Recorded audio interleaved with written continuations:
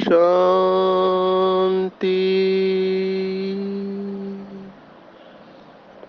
आज 26 नवंबर 2022 भारत में शनिवार है। Today is 26th November 2022 and it's Saturday in Bharat. आज की मुरली का जादुई रहस्य स्वयं को प्रेरणा देने के लिए magical secrets of today's Murli for motivating the self. सचमुच में मुरली में मैजिक है। इसे मुरली कहने के बजाय जादुई मुरली कहना यथार्थ लगता है। मुरली संजीवनी बूटी है, मूर्छित को सुरजित कर देती है। जो भी भाई बहने जिनका जीवन का लक्ष्य पक्का है और श्रेष्ठ है, वो कभी भी अगर इनको ऐसे लगता है कि मेरी बुद्धि यथार्थ निर्णय नहीं दे रही है या मुझे समझ में नहीं आ रहा है क्या करूं, तो तुरंत कोई भी मुरली उठाकर पढ़ना चालू कर देना चाहिए। Murli is known to clear the cobwebs of Maya. माया के जाल को, फागी को दूर करने के लिए मुरली बहुत ही सहायक सिद्ध हुई है और होती रहेगी। जैसे जैसे हम इस ज्ञान मार्ग में आगे बढ़ते हैं तो हमारे पास कुछ पावर्स आने लगती हैं। हमको पता ही नहीं चलता कि बाबा ने हमको कितना शक्तिशाली बना दिया है। जब दुनिया वालों को देखते हैं तब पता चलता है कि दुनिया वालों के मुकाबले में हम कितने शक्तिशाली हैं। वैसे बाबा ने आज मुरली में कहा है कि ज्ञान तो अथाह है। अथाह माना जिसका पार हम लगा नहीं सकते। जैसे सागर है, साइंटिस्ट कोशिश कर रहे हैं सागर कितना गहरा है ये जानने की, लेकिन अभी तक उन्हें सक्सेस नहीं मिला है। कुछ किलोमीटर तक जा चुके हैं लेकिन पहुंच नहीं पा रहे हैं, क्योंकि वहां पे पहुंचना वर्तमान साइंस के हिसाब से भी संभव नहीं है, जबकि हम इतने एडवांस हो चुके हैं। तो अथाह ये जो शब्द है ये सागर और सूर्य के साथ जाता है, इसलिए परमात्मा की तुलना सागर और सूर्य के साथ करते हैं। तो अथाह ज्ञान है। आप कभी लाइब्रेरी में जाओ तो आपको किताबें कितनी मिलेगी, कितने सारे सब्जेक्ट्स के ऊपर किताबें भरी पड़ी है। बिल्डिंग के बिल्डिंग खड़े हैं और कितने सारे सब्जेक्ट्स हैं। भारत के इतिहास में बताते हैं कि नालंदा और तक्षशिला ये दो यूनिवर्सिटीज थी जहां पे सीखने के लिए पूरे वर्ल्ड से लोग आते थे। तो आप सोचो 500 कोर्सेस उस समय कितने होंगे। आज भी कितनी सारी यूनिवर्सिटीज बनी हुई है, लेकिन वही बात है कि सब कुछ जाना, लेकिन बाबा जैसे कहते हैं कि उस ज्ञान का कोई फायदा नहीं जब तक आप खुद को नहीं जानो और खुदा को नहीं जानो। तो जैसे जैसे इस ज्ञान मार्ग में हम आगे बढ़ते हैं तो हमको मुरली पूरी ध्यान में रखने की जरूरत ही नहीं है। एक ही शब्द लेके हम संपूर्ण अवस्था तक पहुंच सकते हैं। बाकायदे शर्त केवल एक ही है कि उसके संपूर्ण गहराई में चले जाए। हर एक शब्द के अंदर मैजिक होता है, और अगर वो शब्द स्वयं साक्षात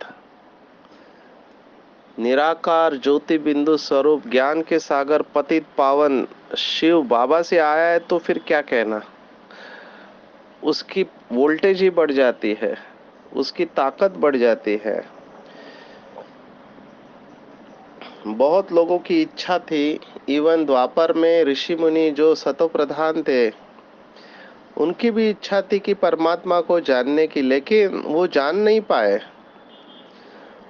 उनको जब पूछा गया परमात्मा के बारे में, तब उन्होंने कहा कि न इति न इति, ये भी नहीं है, ये भी नहीं है, हम नहीं जानते, ना हम जान सकते हैं।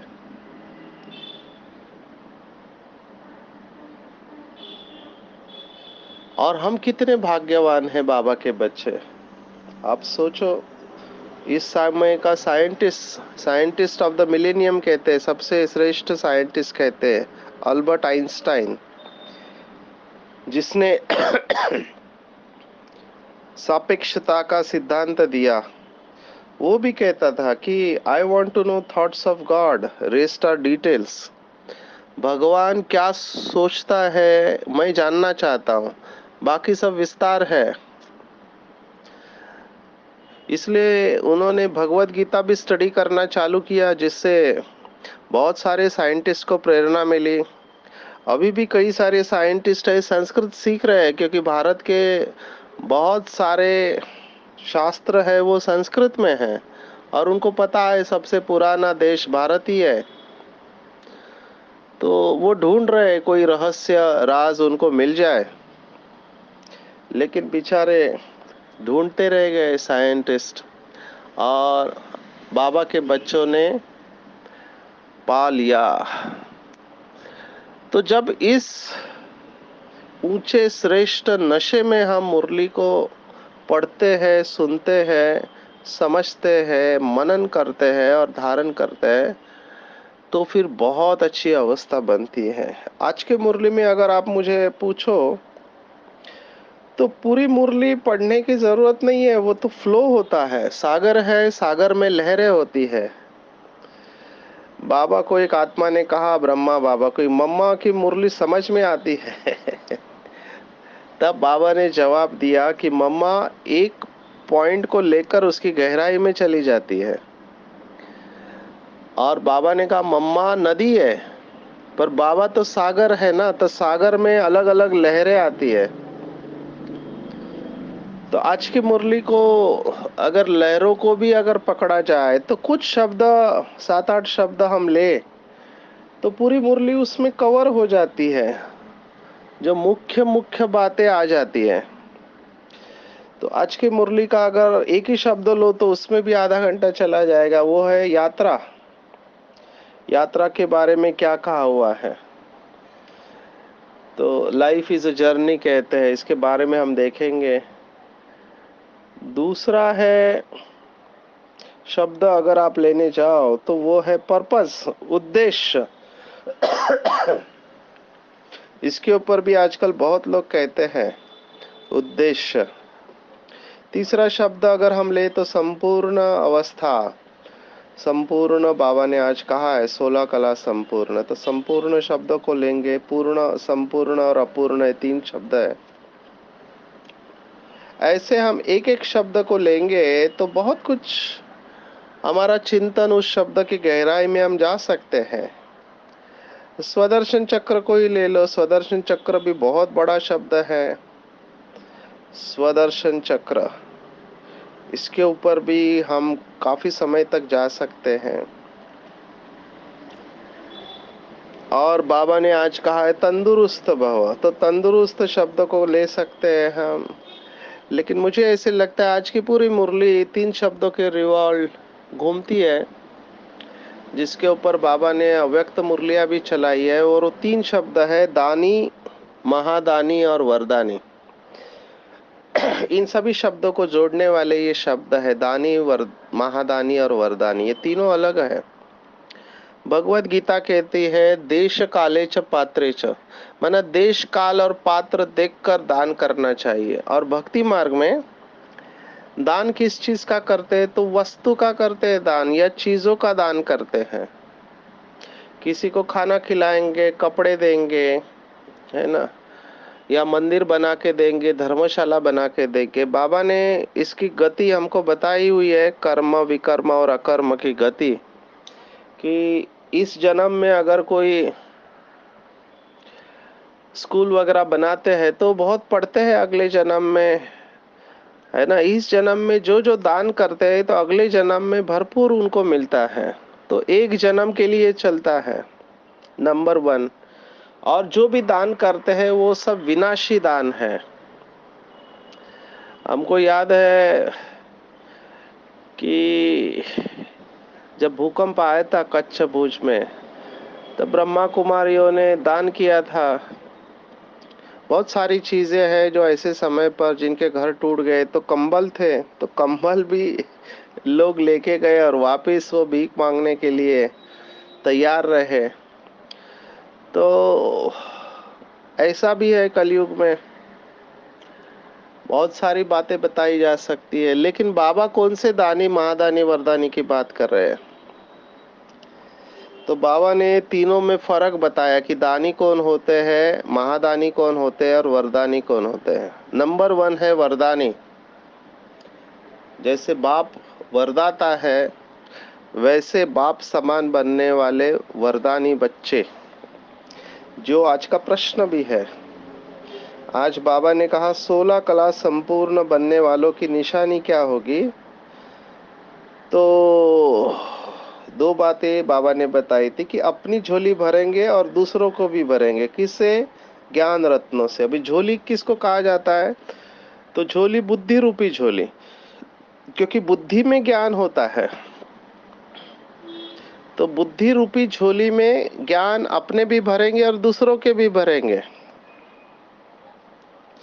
और दान करके अपना मर्तबा उच्च बनाएंगे। और दूसरे जो पक्के महावीर होंगे, जैसे महावीर का गायन है कि उसने पैर जमा दिया था अंगद ने रावण के दरबार में, उसको कोई हिला नहीं पाया। तो ऐसे अचल अडोल अखंड जिसका गायन है संपूर्ण पवित्र, जिसके दिल में परमात्मा रहते हैं, ये 2 लक्षण है संपूर्ण बनने के लिए। तो उसमें दानी बहुत इंपॉर्टेंट है। तो बाबा ने कहा था कि वरदानी जो होते हैं वो केवल ज्ञान दान नहीं देंगे, साथ में शक्ति भी देंगे, सहयोग देने वाले। दूसरे नंबर पर है महादानी, जो है मार्गदर्शन करने वाले, ऐसा करो, ये नहीं करो, ऐसे बताने वाले, एक मार्गदर्शन करने वाले। और तीसरे हैं मार्ग को बताने वाले। एक दर्शन कराना माना दिखाना मार्ग को, एक है बताना, और एक है शक्तिशाली बनाना।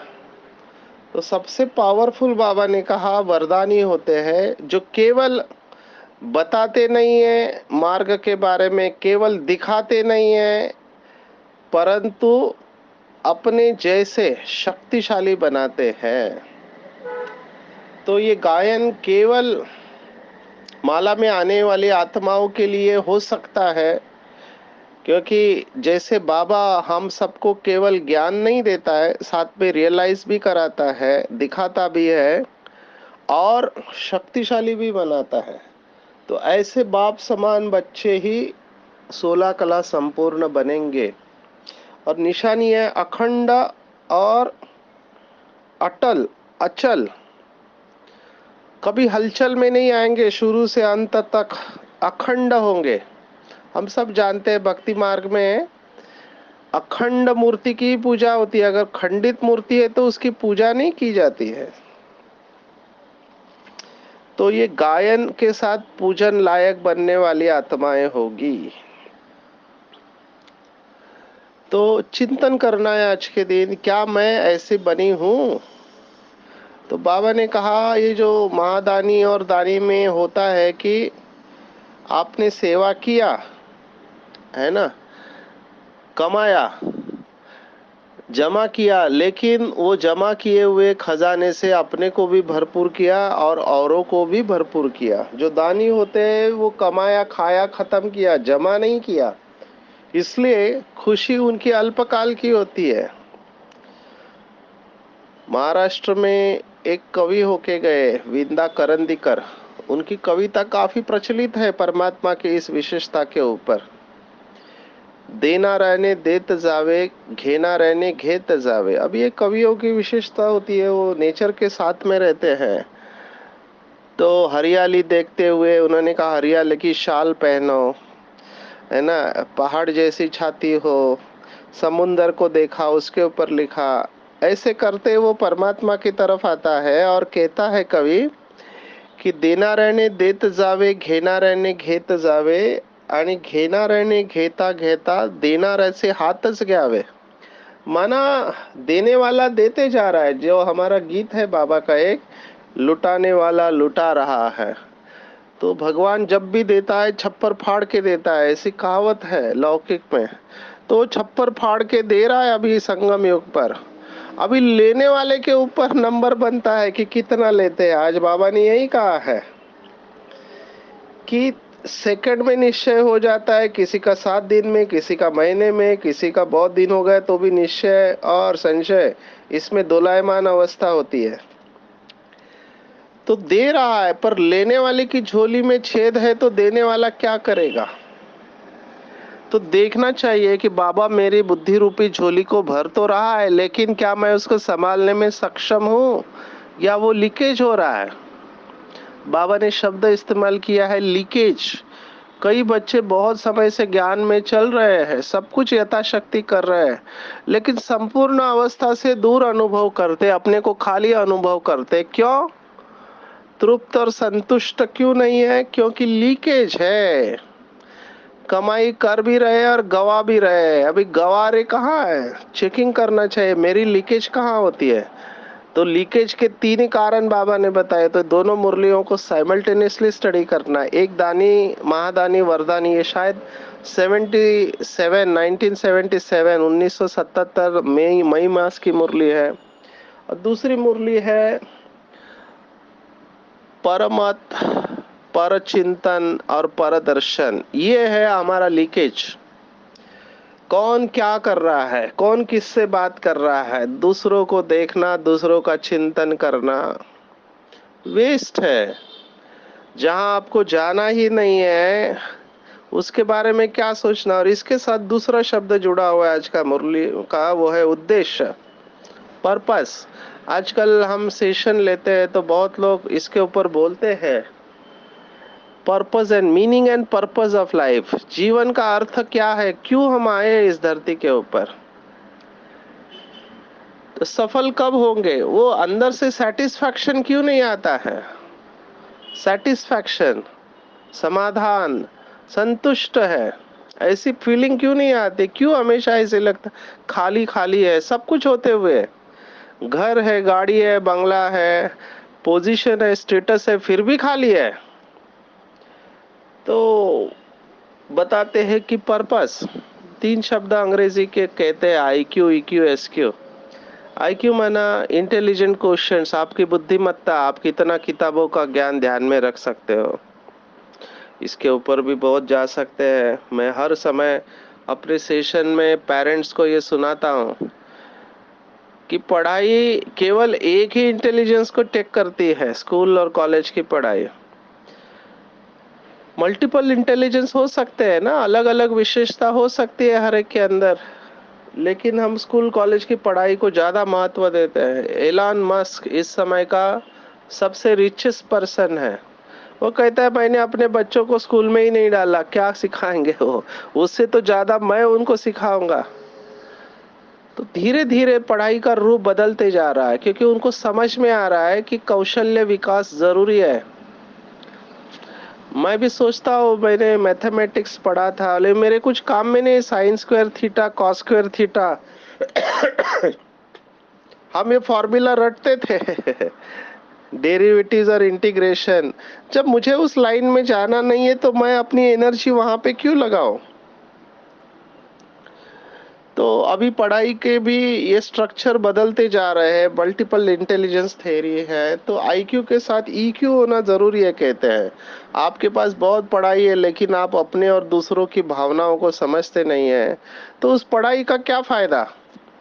आपके अंदर कंपैशन ही नहीं है, दया करुणा नहीं है, तो वो पढ़ाई क्या करनी है?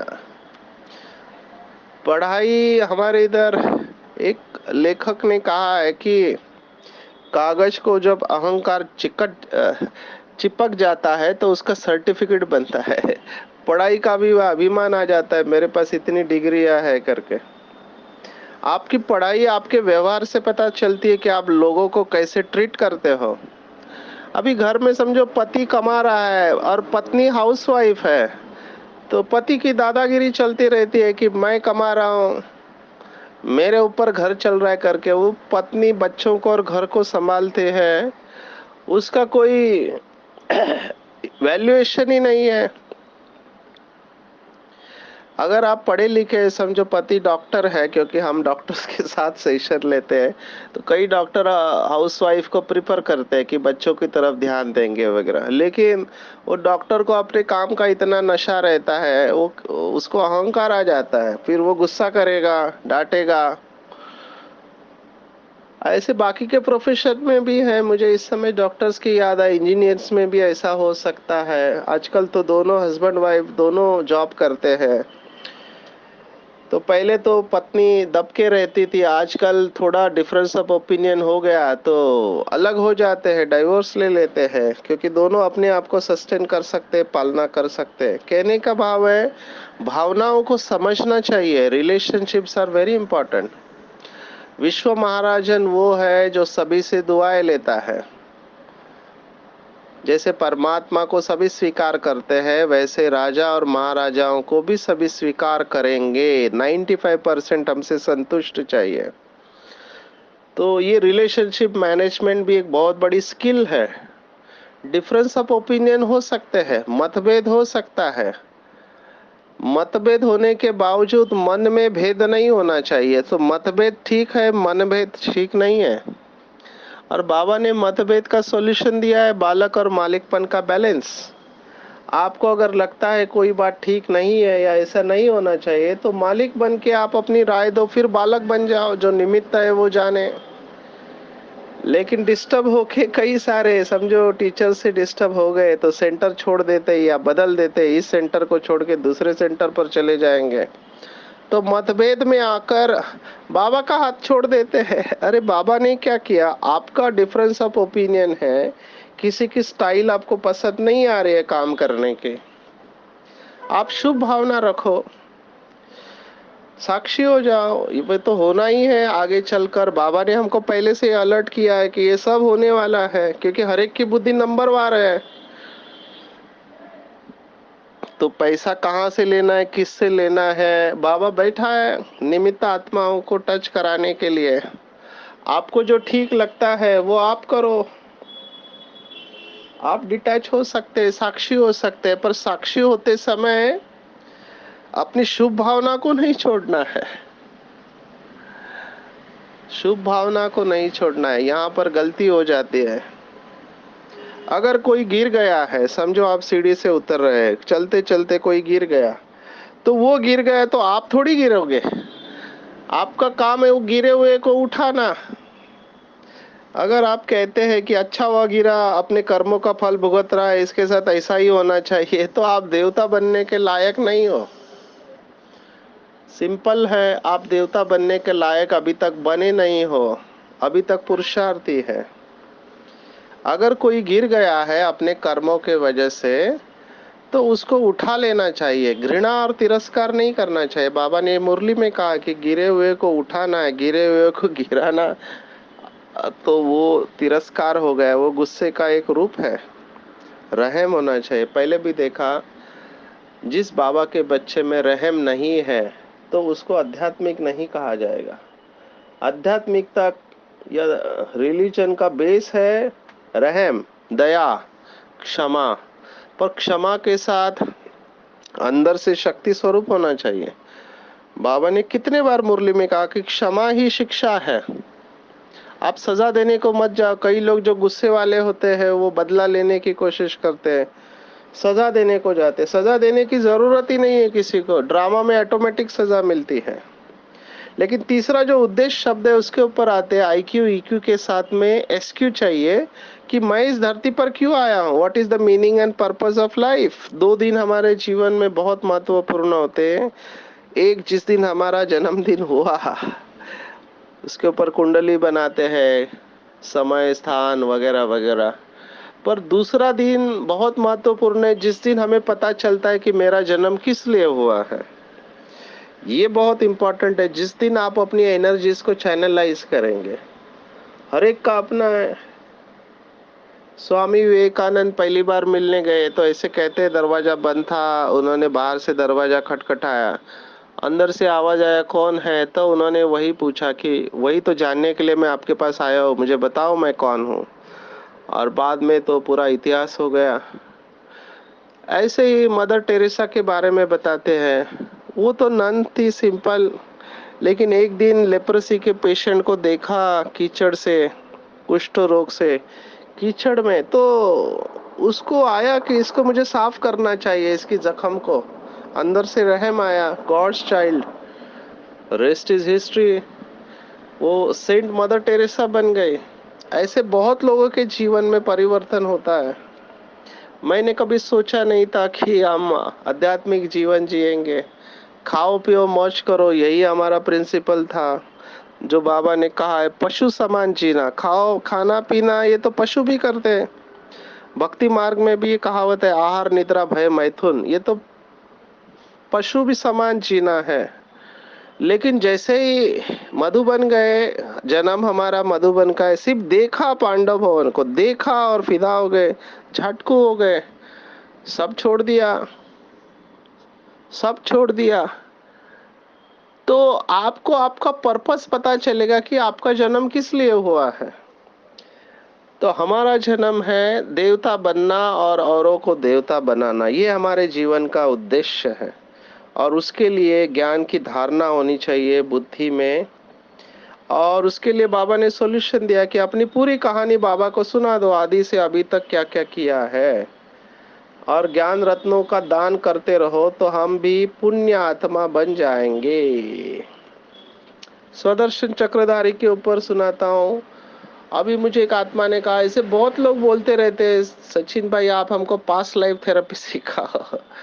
तो मैं कहता हूँ ये जो बाहर दुनिया में बिजनेस चालू किया है पास्ट लाइफ थेरेपी, एक तो उसके ऊपर क्रेडिबिलिटी नहीं है।